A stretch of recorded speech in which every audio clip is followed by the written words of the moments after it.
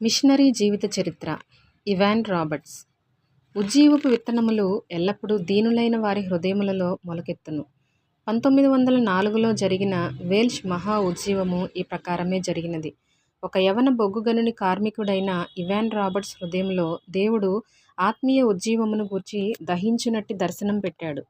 Ivan రాబర్ట్స్కు గొప్ప జ్ఞానము లేక అనర్గళమైన వాక్చాతుర్యము మొదలైన వరములు లేనప్పటికీ అతడు కేవలము యేసు కొరకై దహించు దాహము, తీవ్రమైన ఆశను కలిగి ఉండెను. తన తోటి యవనులు నీటిలో నావలు నడుపుచు విహరించుచుంటే బాలుడైన రాబర్ట్స్ మాత్రము ప్రార్థనా కూటములకు నమ్మకముగా హాజరగుచుండెను. కేవలము 26 సంవత్సరముల ప్రాయములో సైతము అతనికి యవ్వన సుఖ సంతోష ఉల్లాసాలకు సమయము లేదు. రాత్రింబవళ్ళు అతడు ఆత్మీయ మేల్కొల్పు కొరకై ఎడతెగక ప్రార్థించుచు ఏడ్చుచు మూలుగుచూనుండెను. అతడు ఇలా వ్రాశాడు: ఉజ్జీవము కొరకై నేను దాదాపు 10-11 సంవత్సరములు ప్రార్థించాను. నేను ఉజ్జీవమును గూర్చి చదువుటకు లేక మాటలాడుటకు రాత్రంతా కూర్చుండేవాడిని. క్రమేణా అతడు తన నివాసము నుండి ఆ గృహ యజమానురాలిచే వెళ్ళగొట్టబడెను. ఎందుకనగా అతనికి దయ్యము లేక పిచ్చి పట్టినదని ఆమె తలంచినది. ఆమె అతని గూర్చి భయపడి విడిచిపొమ్మనే వరకు అతడు తన గదిలో గంటల కొలది ప్రార్థించుచు బోధించుచూ నుండెను. వేల్ష్ ఉజ్జీవములో అతని పాత్ర సాధారణమైనది. తరచుగా అతడు కేవలం ప్రజలను ప్రార్థనలో నడిపించి లేఖనాలు చదివేవాడు. ఇతర పర్యాయములు అతడు మౌనంగా నుండగా ఒకరి వెంబడి ఒకరు తమ పాపములు ఒప్పుకొనుచు క్రీస్తుని విజయము మరియు ప్రభావమును గూర్చి సాక్ష్యమిచ్చేవారు. ఇంకను గంటల పాటు సాగిన మహిమకరమైన ఆరాధనలు కూడా జరిగినవి. రాబర్ట్ కేవలము ఆయా సమయాలలో దీనమైన హెచ్చరికలనిస్తూ మిగిలిన పనంతా పరిశుద్ధాత్ముని చేయనిచ్చాడు. ప్రసంగించుటకు గాక ఆత్మచేత నడిపించబడుటకు అతడు ఓ చక్కటి మాదిరిగా నిలిచాడు. వేల్ష్ ఉజ్జీవము ఆత్మ యొక్క మహాదండయాత్ర. దేవుని రాజ్యము భూమి మీద విప్లవాత్మకంగా ప్రత్యక్షపరచబడినది.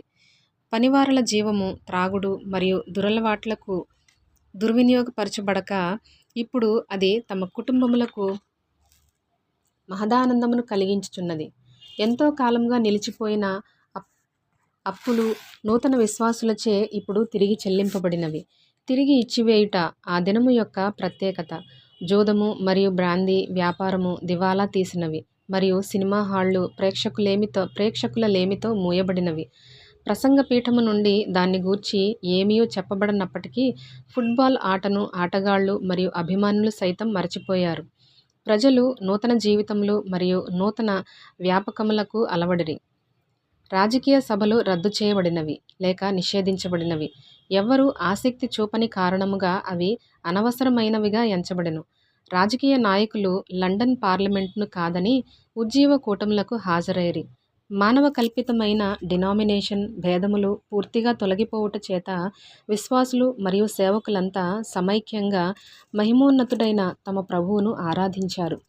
రక్షింపబడని పాపులేగాక రక్షించబడిన వారు సైతం తమ పాపములు ఒప్పుకొనుట ఈ ఉజ్జీవము యొక్క కీలకమైన ప్రత్యేకత. అందరూ క్రీస్తు శిలువ ఎదుట విరువబడి కరిగిపోయిరి. ఈ ఉజ్జీవ కాలమంతటిలో ఇవాన్ రాబర్ట్స్ పాపం విషయంలో యథార్థముగా నుండుటను గూర్చి, పరిశుద్ధాత్మకు సంపూర్ణముగా విధేయత చూపుటను గూర్చి మరియు ప్రభువైన యేసుక్రీస్తు యొక్క ఆధిపత్యమును గూర్చి నొక్కి వక్కాణించాడు.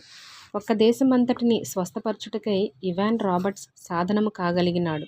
ఎందుకనగా అతడు శ్రద్ధ కలిగి కన్నీటితో ప్రార్థించాడు. అతడు దేవునికిష్టమైన విరిగిన హృదయమును కలిగి ఉండి అట్టి హృదయమును తిరిగి దేవునికి ప్రార్థనా విజ్ఞాపముల చేత సమర్పించాడు. అందుచేత అతడెక్కడికి వెళ్ళినను అనేకుల హృదయాలు దేవుని ప్రేమ చేత వెలిగించబడినవి.